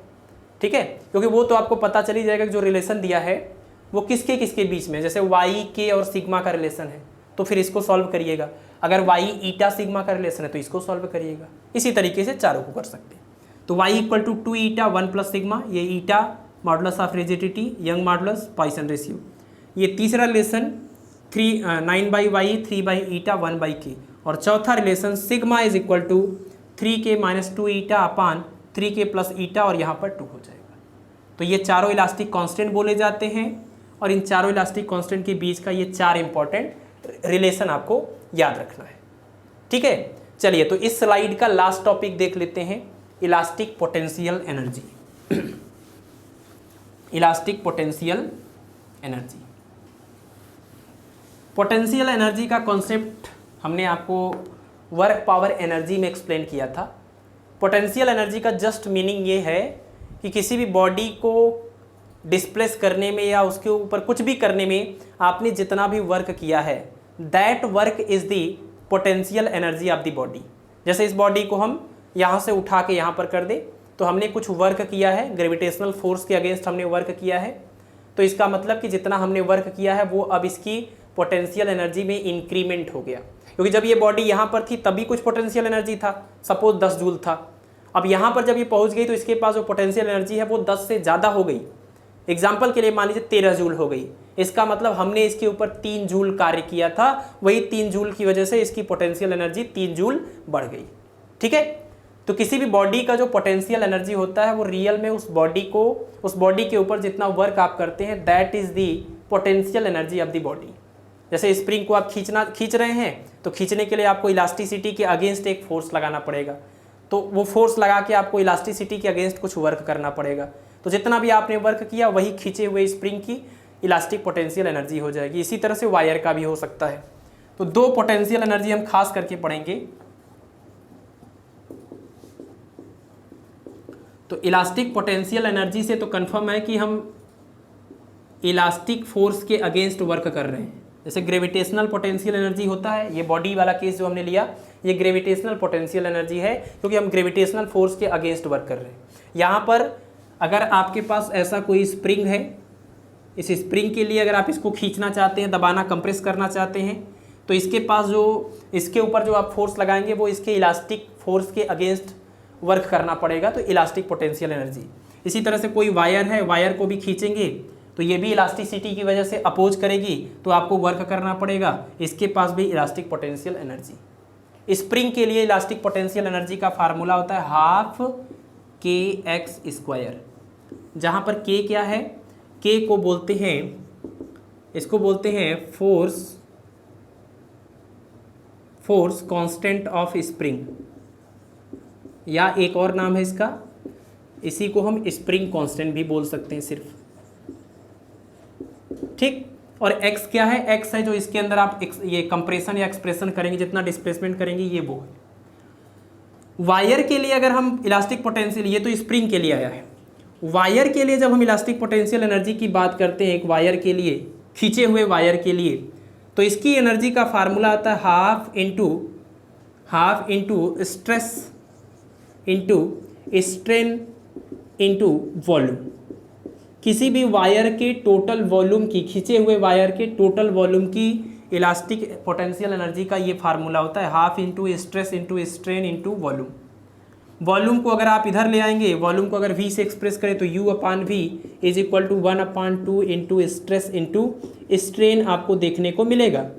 और ये क्या है, ये है elastic potential energy per unit volume. तो पर यूनिट वॉल्यूम बोलेंगे तो वॉल्यूम को ला के डिवाइड कर दिया। और ज़रा देखिए आप, इसी में अगर स्ट्रेन से हम मल्टीप्लाई और डिवाइड कर दें, स्ट्रेन से मल्टीप्लाई डिवाइड कर दें तो ये तो यंग मॉडुलस बन जाएगा, क्योंकि वायर के केस में तो यंग मॉडुलस ही तो आएगा, लॉन्गिट्यूडनल स्ट्रेस लॉन्गिट्यूडनल स्ट्रेन, तो यहाँ से यंग मॉडुलस आ जाएगा। तो आप इसको ऐसे भी लिख सकते हैं 1/y इंटू स्ट्रेन का स्क्वायर। तो 3 तरीके से ये आपके काम आ सकता है न्यूमेरिकल में, एक इस तरीके से टोटल वॉल्यूम के लिए, एक पर यूनिट वॉल्यूम के लिए, और दूसरा जब हम इसको यंग मॉडुलस के फॉर्म में कन्वर्ट कर देंगे उसके लिए। ठीक, ये भी यंग पर यूनिट वॉल्यूम के लिए फार्मूला आया, ये भी ध्यान रहे। तो ये खींचे हुए वायर के इलास्टिक पोटेंशियल एनर्जी या प्रत्यास्थ स्थितिज ऊर्जा का फार्मूला है, और ये किसी स्प्रिंग के लिए। दोनों फार्मूले इंपॉर्टेंट है, दोनों पर बेस्ड न्यूमेरिकल पूछे जाते हैं। कई बार तो ये वाला फार्मूला भी सीधे सीधे पूछा जाता है कि कौन सा फार्मूला करेक्ट है, चारों में से बताइए। ठीक है, तो ये सारे टॉपिक्स कवर हो गए हैं अभी के टाइम में, लेकिन अभी 3 और इंपॉर्टेंट टॉपिक इसी चैप्टर में हम पढ़ेंगे, that is cantilever, bending of beam और टॉर्सन ऑफ सिलेंडर।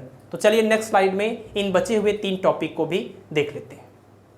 चलिए, तो ये हमारे बचे हुए 3 और टॉपिक हैं। सबसे पहले बेंडिंग ऑफ बीम देखेंगे, फिर कैंटिलीवर की बात करेंगे, उसके बाद टॉर्सन ऑफ सिलेंडर देखेंगे। तो सबसे पहला टॉपिक है बेंडिंग ऑफ बीम। तो बेंडिंग ऑफ बीम क्या है?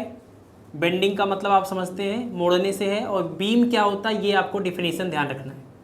बीम का मतलब ये होता है कि कोई भी एक रेक्टेंगुलर क्रॉस सेक्शन का या फिर सर्कुलर क्रॉस सेक्शन का एक रॉड हो, और जो रॉड की लेंथ हो वो इसके क्रॉस सेक्शन के रिस्पेक्ट में, या इसके रेडियस डायमीटर कह लीजिए उसके रिस्पेक्ट में, या थिकनेस कह लीजिए इसके रिस्पेक्ट में लेंथ बहुत ज़्यादा होनी चाहिए। तो यहाँ पर हमने देखिए रेक्टेंगुलर शेप का ये रॉड रखा हुआ है, और इसकी ये जो लेंथ है वो इसकी इस थिकनेस के कंपैरिजन में बहुत ज़्यादा है, तो इसको हम बीम बोल सकते हैं। ठीक है, तो बीम का मतलब यही है कि रेक्टेंगुलर या सर्कुलर क्रॉस सेक्शन के रिस्पेक्ट में अगर किसी रॉड की लेंथ बहुत ज़्यादा हो तो उसी रॉड को ही हम बीम कहते हैं। तो थोड़ा अंतर है बीम और रॉड के अंदर, तो आप ध्यान रखिएगा इस बात का। जैसे एक सिलेंडर ले लिया जाए बहुत बड़ा सा, ये भी हमारा एक बीम है, एक सिलेंडर ले लिया जाए बहुत बड़ा सा, तो ये भी क्या है, ये भी बीम का एग्जाम्पल है तो रॉड, लेकिन इसके इस रेडियस के कंपैरिजन में इसका लेंथ बहुत ज़्यादा है, तो इस रॉड को बीम बोल सकते हैं, इसको भी बीम बोल सकते हैं। ठीक है, जैसे बहुत ब्रिज वगैरह बने होते हैं ना, बड़े बड़े जो लगे रहते हैं पिलर्स वगैरह, तो उसको बीम बोल सकते हैं, क्योंकि उसके रेडियस के कंपैरिजन में उसका लेंथ ज़्यादा होता है। तो ये बीम का मतलब यहाँ पर ये है फिजिक्स में। और बेंडिंग ऑफ बीम में क्या समझना है आपको, तो बेंडिंग ऑफ बीम में आप एक बात ध्यान रखिए कि अगर जैसे यही आपका एक बीम है, अगर आप इस बीम के इस वाले पार्ट को और इस वाले पार्ट को पकड़कर, है ना, हॉरिजॉन्टली आपने कहीं पर क्लैंप कर दिया और उसके ऊपर दोनों साइड आप लोड लटकाते हैं, तो जब लोड लटकाते हैं तो क्या होता है कि ये जो ऊपर का सरफेस है वो ऐसे फैल जाता है और अंदर वाला सरफेस थोड़ा सा सिकुड़ जाता है। तो आप कह सकते हैं कि कुछ इस टाइप का केस आपको मिलेगा देखने को। लोड रखने के बाद कुछ इस तरह का आपको चित्र देखने को मिलता है।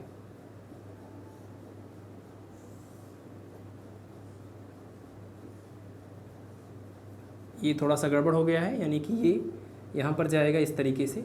चलिए, तो ऐसा जो आपको चित्र दिखता है, ये बेंड होने के बाद इसमें एक चीज़ आप ज़रूर ध्यान रखिए कि जो ये अपर सरफेस है, ये अपर सरफेस, जब आप इस बीम को दोनों साइड से वेट लटका देते हैं तो ये जब बेंड होता है तो अपर सरफेस क्या हो जाता है, ये एक्सपेंड हो जाता है, आप कह सकते हैं ये एक्सपेंड हो जाता है। और लोअर सरफेस जो है, ये लोअर सरफेस, ये आपका कंप्रेस हो जाता है। अपर सरफेस एक्सपेंड हो जाता है और लोअर सरफेस कंप्रेस हो जाता है।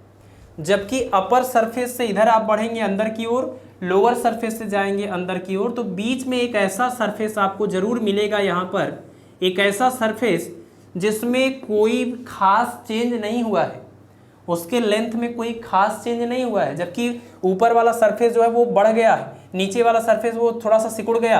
अंदर एक ऐसा भी सरफेस प्रेजेंट होता है जहाँ पर, यानी इधर से इधर जाएंगे तो ये जो इसका कंप्रेशन है, ये कंप्रेशन आपको बहुत कम दिखेगा ऐसे से। एक ऐसा टाइम आएगा कंप्रेशन जीरो, यहाँ पर जो एक्सपेंशन दिख रहा है वो भी अंदर जाएंगे तो एक्सपेंशन भी कम होगा। एक ऐसा सरफेस दिखेगा जहाँ पर ना ही एक्सपेंशन है और ना ही कंप्रेशन है, that is called neutral surface. ठीक है, तो बेंडिंग ऑफ बीम में यही बात आपको पढ़नी थी कि बेंडिंग जब हम करते हैं बीम की तो कहाँ पर ज़्यादा असर पड़ता है और किस टाइप का असर पड़ता है। तो ऊपर वाले अपर सरफेस और लोअर पर सरफेस पर सबसे ज़्यादा इफेक्ट पड़ता है, और अपर सरफेस एक्सपेंड हो जाता है, लोअर सरफेस कंप्रेस हो जाता है। बीच में मिड में एक ऐसा भी प्लेन होता है, एक ऐसा भी सरफेस होता है जिसमें कोई खास चेंज नहीं आता, that is called neutral surface. ठीक, इसको आप ध्यान रखिए। बाकी बेंडिंग ऑफ बीम में ही अगर हम आगे बढ़ें, देखा जाए तो जो कैंटिलीवर है वो बेंडिंग ऑफ बीम का ही एक केस है। तो बेंडिंग ऑफ बीम अगर आप ये समझ गए न्यूट्रल सरफेस वगैरह, तो कैंटिलीवर समझ लेते हैं। What is the meaning of cantilever? Cantilever, अगर किसी रॉड को या बीम को, ये रॉड है या बीम है, रॉड का मतलब, रॉड को ही तो बीम बोलते हैं अगर वो उसकी लेंथ के कंपैरिजन में उसका ये वेट या रेडियस बहुत कम हो, तो इसी को हम बीम बोलते हैं, रॉड को ही।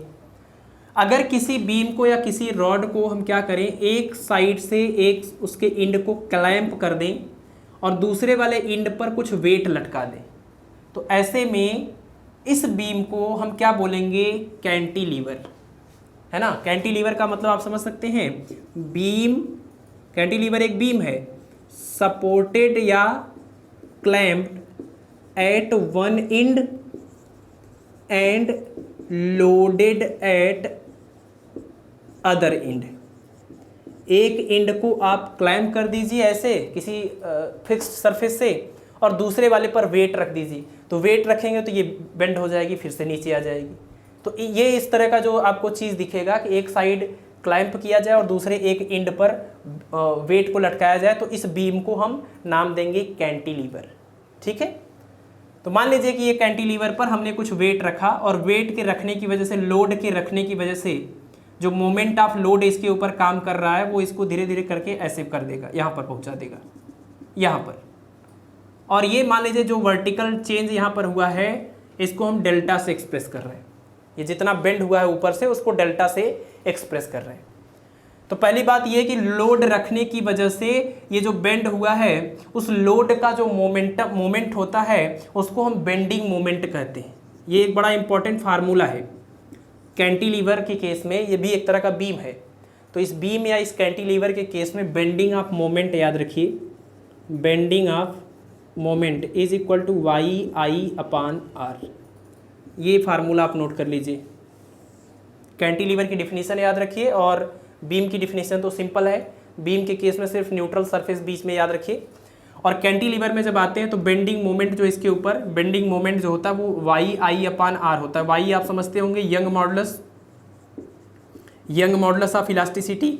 आई आप समझते हैं I is the moment of inertia, rotational motion में खूब बढ़िया से बता दिए हैं मोमेंट ऑफ इनर्शिया। अगर आपने नहीं देखा है, अगर आपको भूल गया है तो रोटेशनल मोशन वाला लेक्चर आप दोबारा से ओपन करके देख लीजिए, मोमेंट ऑफ इनर्शिया पता चल जाएगा। R is the radius of curvature, R is the radius of curvature of neutral surface, neutral surface. तो ये जो आपका बीम है, ये जो आपका कैंटिलीवर है, इसका जो न्यूट्रल सरफेस है उसका जो रेडियस ऑफ कर्वेचर मिलेगा। जैसे ये जो बेंड हुआ है ऐसे, तो बेंड होने के बाद ये कर्व टाइप का बन रहा है ना, तो ये जो कर्व बन रहा है इसका कोई अपना एक रेडियस होगा, वो रेडियस आर आपको यहाँ पर फार्मूले में यूज करना है। ठीक, तो कैंटिलीवर के लिए आप ये फार्मूला याद रखेंगे कि बेंडिंग मोमेंट का फार्मूला होता है वाई आई अपान आर। अभी कैंटिलीवर में ही हम एक और चीज़ को डिस्कस करेंगे, इसी कैंटिलीवर के ही केस में,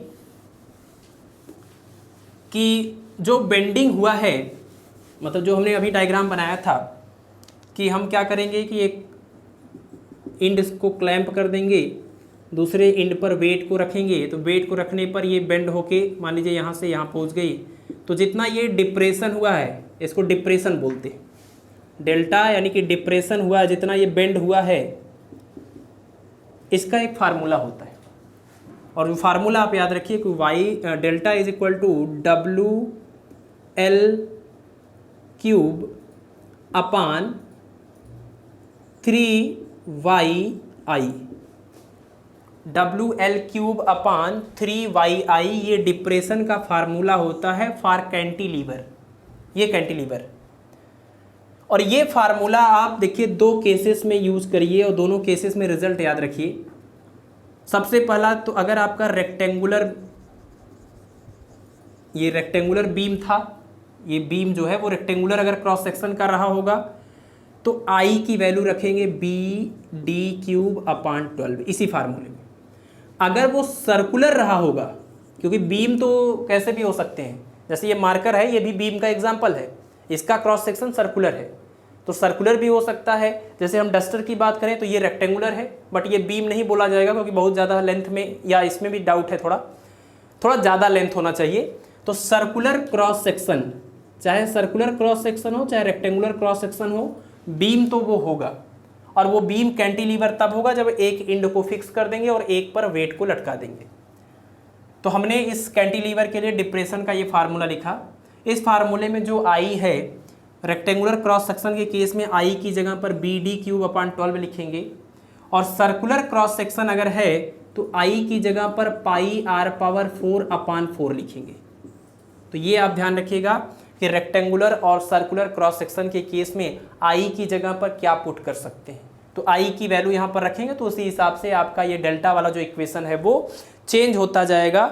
और इक्वेशन जब ये चेंज होगा तो देखिए मिलेगा क्या, यानी ये तो हमने कैंटिलीवर के लिए स्टडी किया, अगर हम यहीं पर रख के अगर सॉल्व कर दें, डेल्टा इज इक्वल टू तो B D cube upon 12, sorry ये तो आई की वैल्यू है ना, यहाँ पर रखेंगे डब्ल्यू एल क्यूब अपान 3y, और आई की जगह पर बी डी क्यूब अपान 12, इसको इससे कैंसिल करेंगे तो 4 यहाँ ऊपर चला जाएगा, तो 4 W L cube upon Y B D cube, ये आ जाएगा आपका रेक्टेंगुलर के लिए। और ऐसे ही इसको यहाँ पर रख देंगे तो ये 4 कटेगा भी नहीं, ऊपर चला जाएगा, तो आपको मिलेगा delta is equal to 4 W L cube upon, ये पाई आर 4 रहेगा ही, तो 3 पाई आर पावर 4 वाई, ये आ जाएगा आपका सर्कुलर क्रॉस सेक्शन के केस में।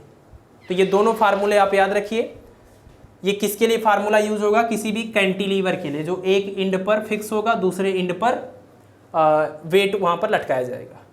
लेकिन अगर कोई ऐसा बीम हो जो कैंटिलीवर ना हो, यानी एक ऐसा बीम जो दोनों एंड पर उसके वेट लटकाया जाए, जरा देखिए, अगर एक ऐसा हम बीम ले लें जो दोनों एंड पर, एक सेकेंड, हाँ, दोनों एंड पर अगर हम इस पर वेट लटका दें, ये हमारा बीम है और दोनों एंड पर हमने वेट को लटका दिया W1 और W2। तो जब दोनों एंड पर हम वेट लटकाते हैं तो इसके बीच में यहाँ पर कुछ डिप्रेशन आता है, ये कुछ ऐसे हो जाएगा, इस टाइप के। अब यहाँ पर डिप्रेशन डेल्टा ये दिखा आपको, है ना, तो ये भी बीम अभी भी बोला जाएगा, लेकिन कैंटिलीवर नहीं बोला जाएगा, क्योंकि दोनों एंड पर हमने वेट को लटका दिया। तो जब दोनों एंड को जब क्लैम्प कर दिया जाए, बीच में से वेट को लटकाया जाए, दोनों को क्लैम्प कर दिया जाए, बीच में वेट को लटकाया जाए, तो आपको इस टाइप का रिजल्ट देखने को मिलेगा। और ये जो डिप्रेशन आता है इसका फार्मूला अलग है, कैंटिलीवर के केस में अलग है। कैंटिलीवर के केस में क्या था, delta is equal to WL³/3YI, ये कैंटिलीवर के केस में हम यूज़ करते हैं। लेकिन अगर ऐसा कोई बीम हो जो दोनों साइड क्लैम्प कर दिया जाए, बीच में से वेट लटकाया जाए, तो इसके लिए फार्मूला है W is equal to ML³ इसका फार्मूला ML³/4YBD³। थोड़ा इसको ध्यान रखिएगा, भूल जाता है ज़्यादातर। ML³/4YBD³। तो इस फार्मूले से ज़रा आप देखिए कि इस बीम का जो बेंडिंग है, जो डिप्रेशन है, that is directly proportional to L³। जितना ज़्यादा लंबा होगा उतना बेंड होगा। इनवर्सली प्रोपोर्शनल टू 1/Y, यानी एक ऐसे मटेरियल का अगर ये बना हो जिसका यंग मॉडुलस बहुत ज़्यादा है, तो जितना ज़्यादा यंग मॉडुलस होगा उतना कम बेंडिंग होगा, है ना। तो ज़्यादा मॉडुलस ऑफ इलास्टिसिटी वाला अगर मटेरियल यूज़ करेंगे तो बेंडिंग कम होगी, inversely proportional. Inversely proportional to B, कितना ज़्यादा वो चौड़ाई है उसके इनवर्सली प्रोपोर्शनल है, जितना ज़्यादा मोटा होगा उतना कम बेंड होगा। और तीसरा 1/D, D³ इज दी क्या है, वो थिकनेस है ना। अगर हम इस तरीके से कोई चीज़ बनाएं, मान लीजिए एक रेक्टेंगुलर क्रॉस सेक्शन, इसमें से एक B है और दूसरा D है, ठीक है। तो B और D की वैल्यू जितनी ज़्यादा होगी, Y की वैल्यू जितनी ज़्यादा होगी, बेंडिंग उतना कम होगा। और लेंथ की वैल्यू जितनी ज़्यादा होगी, बेंडिंग उतनी ज़्यादा होगी। तो अगर आप ये चाहते हैं कि बेंडिंग कम से कम हो, तो लेंथ आपको कम रखना पड़ेगा, बाकी इन सभी चीज़ों को बढ़ाना पड़ेगा, ठीक। इस बात का हम ध्यान रखते हैं कंस्ट्रक्शन में। ब्रिज का जब कंस्ट्रक्शन होता है, कंस्ट्रक्शन ऑफ ब्रिज का जब कंस्ट्रक्शन होता है, तो जो उसके पिलर्स बनते हैं वहाँ पर इस बात का ध्यान रखते हैं, प्लस गर्डर वगैरह बनता है उसके बनाने में इसका ध्यान रखते हैं, प्लस रेलवे के जो ट्रैक्स होते हैं उसको बनाने में भी इसका ध्यान रखा जाता है। क्योंकि आप देखिए, अगर बेंडिंग से आपको बचना है, अगर आपको बेंडिंग से बचना है तो इस चीज़ को घटाना पड़ेगा, बाकी सब चीज़ को बढ़ाना पड़ेगा। और आप जानते हैं कि गर्डर के केस में क्या होता है, गर्डर इस टाइप का होता है, आई शेप का। आई शेप का होने से फ़ायदा क्या है, पहली बात तो देखिए, आप जानते हैं कि जब भी हम किसी भी बीम को कंप्रेस करते हैं या उसके ऊपर वेट लटकाते हैं, तो बीच में बहुत कम मतलब वेरिएशन आपको दिखता है। न्यूट्रल सरफेस जो बीच में होता है, ऊपर और नीचे सबसे ज़्यादा बेंडिंग होती है, ऊपर और नीचे। हम आपने देखा था कंप्रेस, यहाँ एक्सपेंशन, यहाँ कंप्रेशन, तो ऊपर और नीचे सबसे ज़्यादा बेंडिंग होती है। न्यूट्रल सरफेस पर कोई खास असर नहीं पड़ता। और आपने ये भी देखा कि बेंडिंग को कम करने का तरीका क्या है कि B की वैल्यू बढ़ा दी जाए, D की वैल्यू बढ़ा दी जाए, L की वैल्यू घटा दी जाए। तो जब भी पिलर बनाते हैं, ब्रिज का गर्डर बनाते हैं, रेलवे ट्रैक्स बनाते हैं, वो सब आई शेप के इसीलिए लिए जाते हैं ताकि ऊपर यहाँ पर देखिए B की वैल्यू ज़्यादा कर दी गई, D की वैल्यू ज़्यादा कर दी गई, और इसकी जो लेंथ होती है उसको कम रखते हैं, जिसकी वजह से बेंडिंग कम से कम होता है। और इधर से काट के निकाल लिया गया मटेरियल, क्योंकि आपको पता है कि बीच में ये न्यूट्रल सरफेस जहाँ पर होता है वहाँ बेंडिंग नाम मात्र का होता है या नहीं होता है। तो जब अगर यहाँ बेंडिंग कम होता है तो आप अगर यहाँ से मटेरियल निकाल भी लेंगे तो इसकी मजबूती पर कोई प्रभाव नहीं पड़ता है। तो इसलिए गर्डर को बनाने में, रेलवे ट्रैक्स को बनाने में, ब्रिजेस को बनाने में ये सब आई शेप को यूज़ किया जाता है। यही उसका फार्मूला, इसी कॉन्सेप्ट के बेसिस पर आप डिसाइड करते हैं, ठीक है। तो जब भी कभी दोनों साइड पर अगर फिक्स करके और ऐसे वेट लटकाया जाए तो ये फार्मूला होता है। और कैंटिलीवर के केस में हमने यहाँ लिखा था वो फार्मूला होता है कैंटिलीवर के केस में, ठीक। अब एक सिर्फ लास्ट टॉपिक बच गया आपका, टॉर्सन ऑफ सिलेंडर। 1 से 2 फार्मूले इसमें है, उसके बाद ये खत्म हो जाएगा। तो टॉर्सन ऑफ सिलेंडर में देखिए ये हमारे पास एक सिलेंडर है और इस सिलेंडर में हमने क्या किया, अपर सरफेस को कहीं पर फिक्स कर दिया। मान लीजिए किसी दीवार से अपर सरफेस से फिक्स कर दिया हमने, और लोअर सरफेस पर इस पार्ट को ऐसे पकड़कर ऐसे ऐंठ रहे हैं, ऐसे घुमा रहे हैं। यानी जैसे अगर ये मार्कर को लिया जाए तो ये अपर सरफेस को कहीं दीवार से चिपका दिया जाए, नीचे वाले इस पार्ट को इधर से और इधर से दोनों साइड से पकड़कर ऐसे दोनों साइड से पकड़कर ऐसे घुमाया जा रहा है। तो घुमाने पर हुआ क्या है ये आप देखिए, ये एक फेस हम यहाँ पर दिखा रहे थे, एक सरफेस दिखा रहे थे, जो सरफेस पहले यहाँ पर यहाँ तक नीचे वाले पार्ट पर यहाँ तक आके मैच कर रहा था यहाँ से, ठीक है। ये सेंटर है इस सिलेंडर का। तो जब हमने इसको ऐसे ट्विस्ट किया, घुमा दिया है, तो यही वाला पार्ट ट्विस्ट होके वो यहाँ पहुँच गया है। और ट्विस्ट होने की वजह से कितना एंगल से ट्विस्ट हुआ है, थीटा। तो इस थीटा को हम कहते हैं एंगल ऑफ ट्विस्ट। और जो हम कर रहे हैं सिलेंडर के ऊपर, सिलेंडर को जो हम कपुल फोर्स लगा के, एक पेयर में फोर्स लगा के इसको ट्विस्ट करने की कोशिश कर रहे हैं, that is called torsion of cylinder. इसको टॉर्सन ऑफ सिलेंडर को ट्विस्टिंग ऑफ सिलेंडर भी बोल सकते हैं, ठीक है। एक सरफेस को फिक्स करिए, दूसरे सरफेस को पकड़कर ऐसे ऐंठन करिए, ऐंठिए, टॉर्सन इसी को बोलते हैं, टॉर्सनल रिजिडिटी। तो टॉर्सन अगर आप कर रहे हैं सिलेंडर में, तो यहाँ पर इसका एंगल कुछ एंगल से ये ट्विस्ट हो जाएगा, इसका कोई सरफेस, वर्टिकल सरफेस, उस एंगल को हम एंगल ऑफ ट्विस्ट बोलेंगे। और जो कपुल आप लगा के इसको ट्विस्ट करा रहे थे, दैट कपुल यानी twisting couple for cylinder is eta pi are power 4 upon 2l into theta. यहाँ पर l क्या है, सिलेंडर की लेंथ, r क्या है इसका रेडियस, ईटा क्या है, जिस मटेरियल का ये बना है उस मटेरियल का मॉडुलस ऑफ रिजिडिटी, और थीटा क्या है, theta is the angle of twist. तो एक तो आप ये फार्मूला याद रखिए कि किसी भी सिलेंडर के लिए जो ट्विस्टिंग कपुल होता है उसका फार्मूला क्या होता है। इसमें अगर ये एंगल ऑफ ट्विस्ट जो थीटा है उसको आप 1 रेडियन ले लेते हैं, इसकी वैल्यू 1 कर देते हैं, तो जो ट्विस्टिंग कपुल आएगा उसको बोलेंगे ट्विस्टिंग कपुल पर यूनिट ट्विस्ट बोलेंगे इसको, ट्विस्टिंग कपुल पर यूनिट ट्विस्ट। एक और नाम है इसी को रीस्टोरिंग कपुल भी बोलते हैं इसको, ठीक है, रीस्टोरिंग कपुल पर यूनिट ट्विस्ट हो जाएगा। और इसी को टॉर्सनल रिजिडिटी भी बोलते हैं, टॉर्सनल रिजिडिटी, 3 नाम है इसके।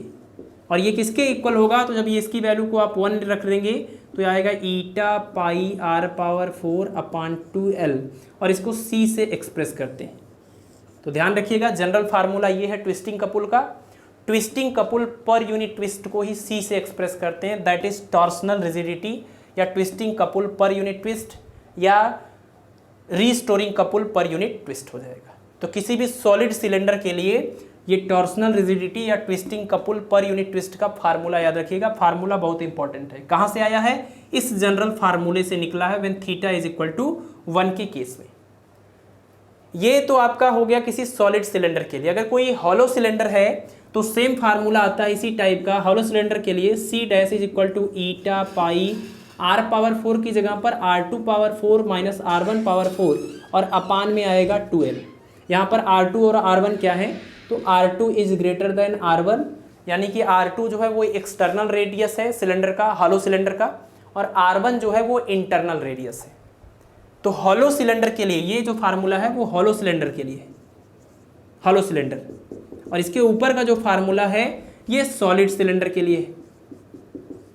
और एक चीज यहां याद रखिएगा, C dash is greater than C. थोड़ा अजीब लग रहा है लेकिन सच है, C dash is greater than C, यानी कि हॉलो सिलेंडर को ट्विस्ट करने के लिए ज़्यादा कपुल अप्लाई करना पड़ेगा, ज़्यादा टॉर्क लगाना पड़ेगा बजाय कि सॉलिड सिलेंडर के।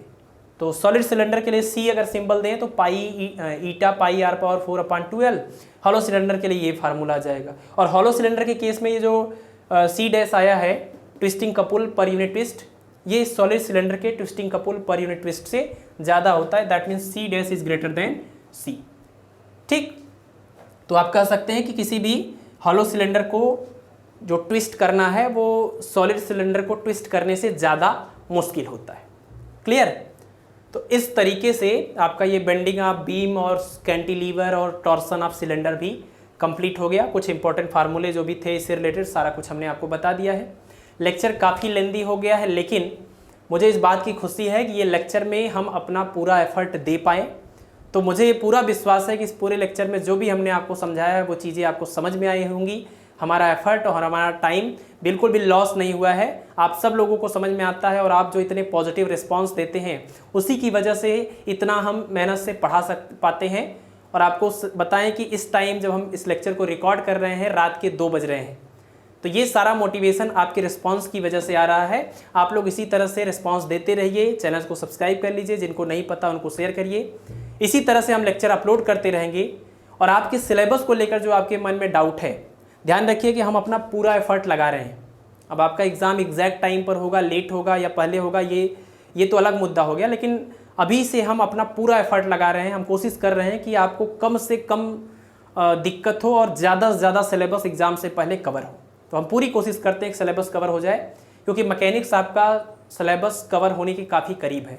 लेक्चर नंबर 25 पढ़ रहे हैं। इलास्टिसिटी के टॉपिक के बाद इसके न्यूमेरिकल्स करेंगे, उसके बाद सिर्फ एक पार्ट बचता है, दैट इज़ फ्लूइड मैकेनिक्स। तो फ्लूइड मैकेनिक्स थोड़ा लेंदी है, तो हम उसको 2-3 पार्ट में पढ़ेंगे, लेकिन फ्लूइड मैकेनिक्स को छोड़कर पूरा मैकेनिक्स आपका कवर हो चुका है। तो और मैकेनिक्स जो है आपके पूरे सिलेबस का सबसे बड़ा यूनिट है। मैकेनिक्स ना पढ़ के अगर कोई और यूनिट पढ़े होते तो शायद 2 से ढाई यूनिट कंप्लीट किए होते, बट ये काफ़ी लेंदी है, हमने पहले इसी को स्टार्ट कर दिया।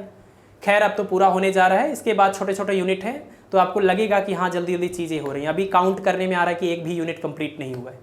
ठीक है, चलिए इसी उम्मीद के साथ कि आप लोग अच्छे से पढ़ते रहेंगे और पढ़ाई करते रहेंगे, वीडियो को शेयर करते रहेंगे। हम आपसे मिलेंगे नेक्स्ट लेक्चर में इस चैप्टर के इम्पॉर्टेंट और प्रीवियस ईयर न्यूमेरिकल के साथ। धन्यवाद।